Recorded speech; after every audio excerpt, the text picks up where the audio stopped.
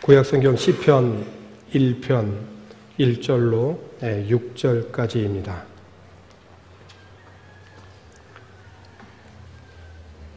서로 교독하고 6절은 같이 읽겠습니다. 복 있는 사람은 악인들의 꾀를 따르지 아니하며 죄인들의 길에 서지 아니하며 오만한 자들의 자리에 앉지 아니하고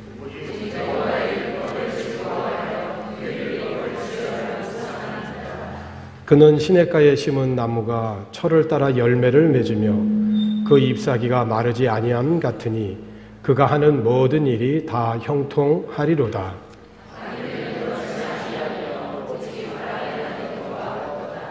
그러므로 악인들은 심판을 견디지 못하며 죄인들이 의인들의 모임에 들지 못하리로다. 무릇 의인들의 길은 여호와께서 인정하시나 악인들의 길은 망하리로다. 아멘.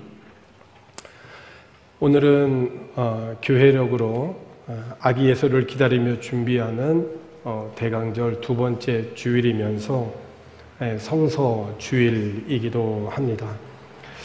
예수님이 이 땅에 오신 성탄을 준비하는 절기에 성서 주일이 함께 있다라고 하는 것은 매우 의미 있는 일입니다. 왜냐하면 성탄은 성령을 통하여 말씀이 육신이 되어 이 땅에 오신 날이기 때문입니다.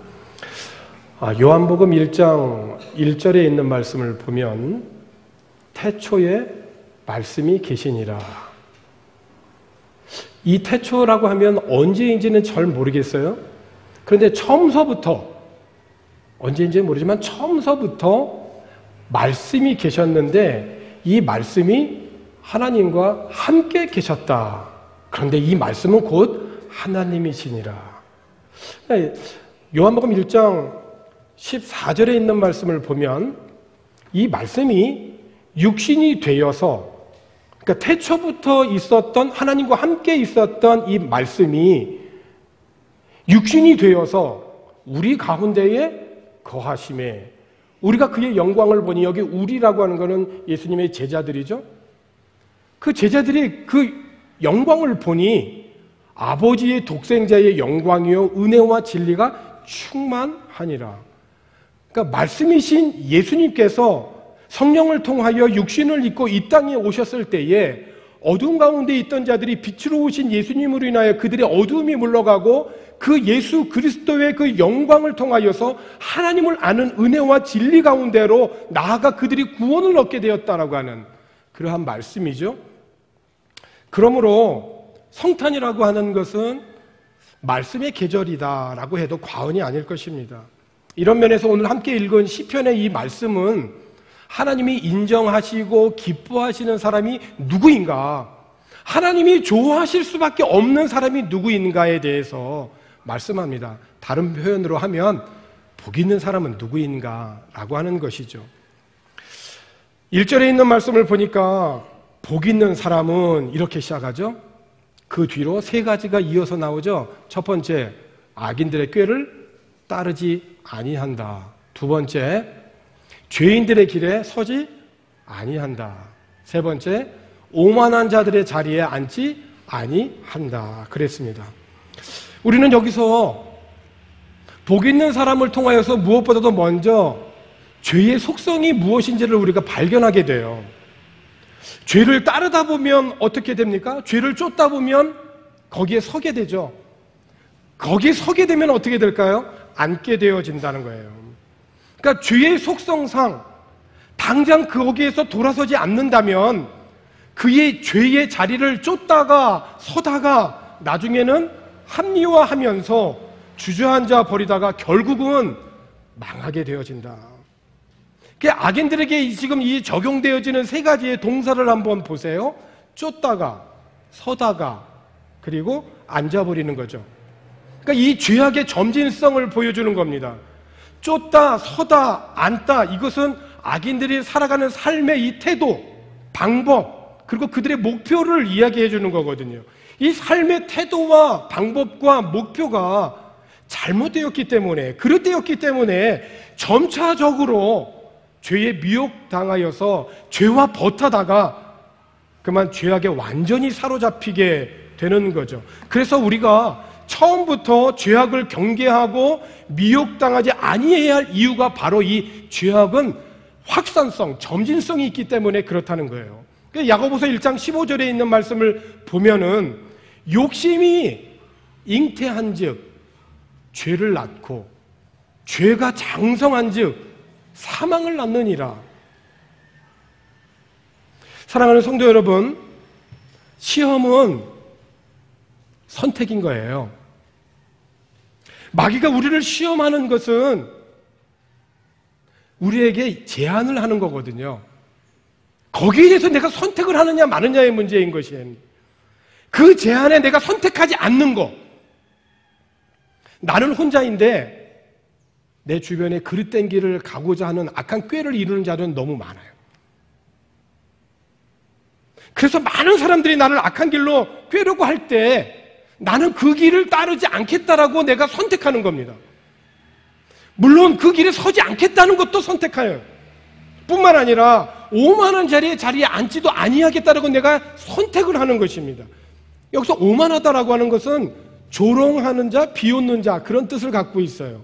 무엇을 조롱하고 비웃느냐? 하나님 중심으로 살아가려고 하는 그 믿음의 사람들을 조롱하고 비웃는 겁니다. 뿐만 아니라 심지어 하나님을 모욕하고 회방하는 것이죠. 그런 자가 오만한 자예요. 그래서 죄의 정상은 누구냐면 오만한 자가 앉는 것입니다. 그렇다면 내가 어떻게 해야 이렇게 죄로 인한 점진과 확산성에 있는 이 길에 내가 쫓거나 앉거나 서지 않고 바른 길을 선택할 수 있나? 복 있는 사람, 이 복이라고 하는 이 복은 똑바른 길을 간다 그런 뜻이거든요. 어떻게 하면 내가 악인의 꾀를 빠지지 않고 그릇된 길에 서지 않고 똑바른 길, 그 길을 내가 갈 수 있겠는가? 다른 말로 하면 내가 어떻게 하면 정말 복 있는 사람으로 살아갈 수 있겠는가? 2절 말씀에 보니까 오직 여호와의 율법을 즐거워하여 그의 율법을 주야로 묵상하는 자다. 그러니까 하나님의 말씀이 즐겁고 그래서 그 말씀을 주야로 묵상하는 겁니다. 여러분, 바쁘게 살면 참 좋은 것 같죠? 근데 바쁘게 살면서 우리가 잃어버리는 것들이 너무 많은 것 같지 않으세요? 그래서 어떤 목사님은 바쁘면 바쁠수록 기도합니다라는 그런 말을 했죠. 바쁘면서 우리는 너무 많은 것들을 잃어버리지 않나. 근데 하나님의 말씀이 즐거운 사람들은 주야로 하나님의 말씀을 묵상한다고 합니다. 내 마음으로부터 시작되는 온갖 이 유혹들을 이겨내고 수많은 선택과 결정 앞에서 내가 그릇된 길을 가거나 선택하지 아니하고 바른 길을 갈 수 있는 그 선택의 힘은 어디서 나오느냐? 하나님의 말씀에 있다는 것입니다. 믿으면 아멘 하십시다. 네, 그렇습니다. 성탄의 절기와 연관해서 생각해 보면 성령을 통하여 말씀이 육신이 되어 오신 예수 그리스도에게 있다는 것이에요. 예수님이 말씀하셨습니다.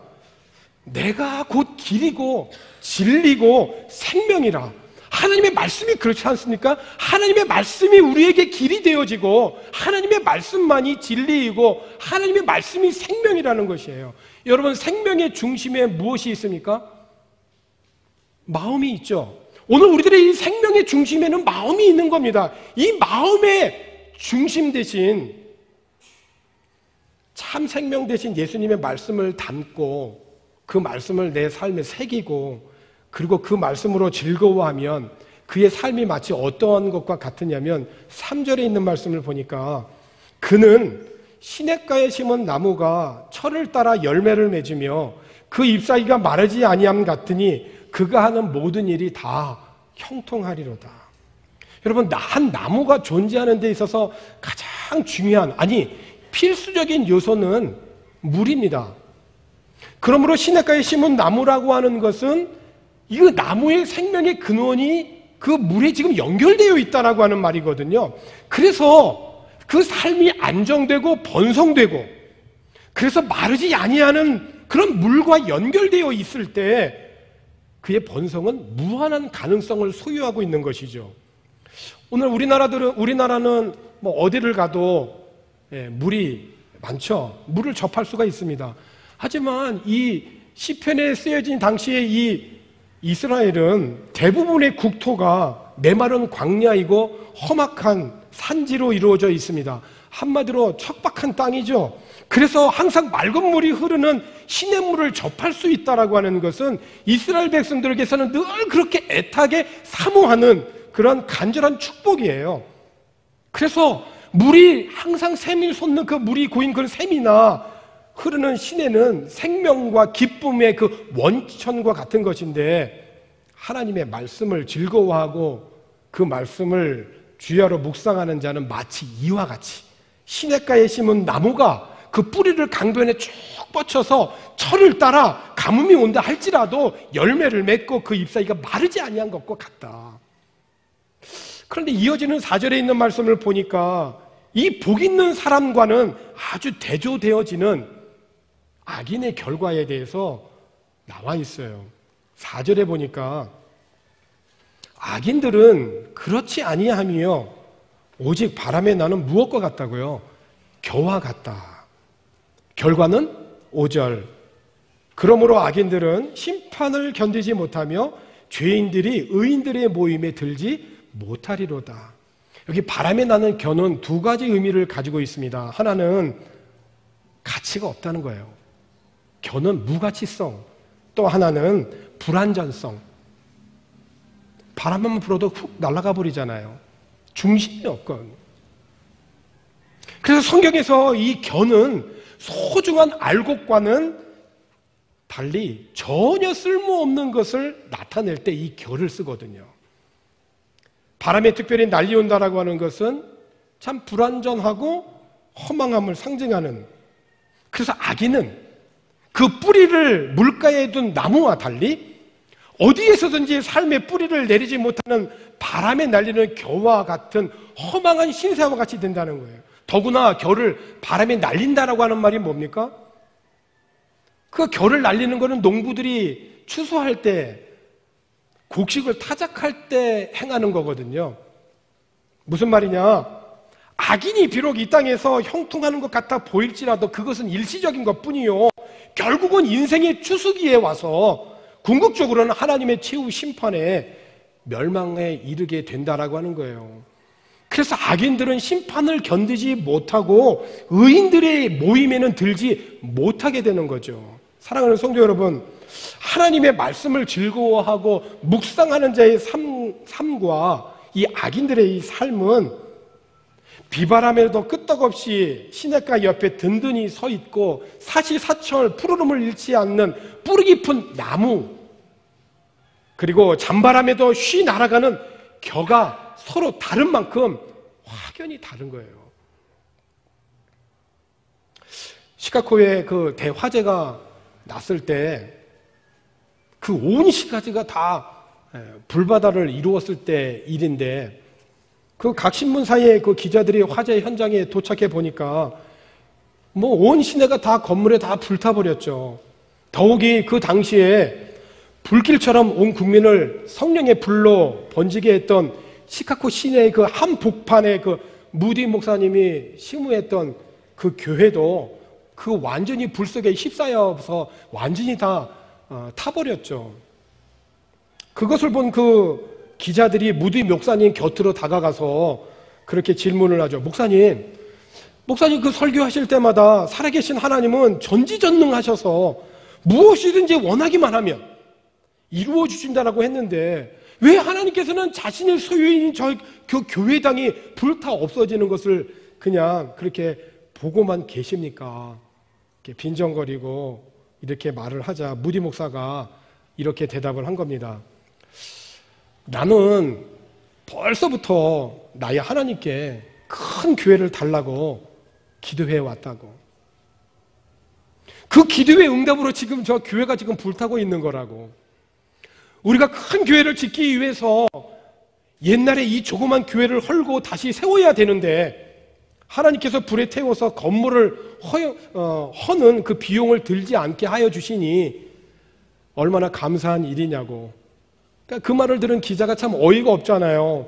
왜냐하면 무디 목사는 그 밤중에 화재를 당하여서 지금 현재 잠옷바람으로 겨우 목숨만 건진 채 빈 주먹 상태로 지금 나와 있기 때문에 그러거든요. 그래서 기자가 다시 묻습니다. 아니 그럼 그 큰 교회는 어떻게 짓냐고, 지금 그 큰 교회를 질 돈은 지금 가지고는 있는 거냐고 라고 묻습니다. 그때 무디 목사님이 옆구리에 끼고 있던 그 낡은 성경을 보이면서 나는 수표와 돈은 가지고 나오지는 못했지만 아무리 써도 바닥나지 아니하는 하나님의 근고인 성경책을 가지고 나왔습니다.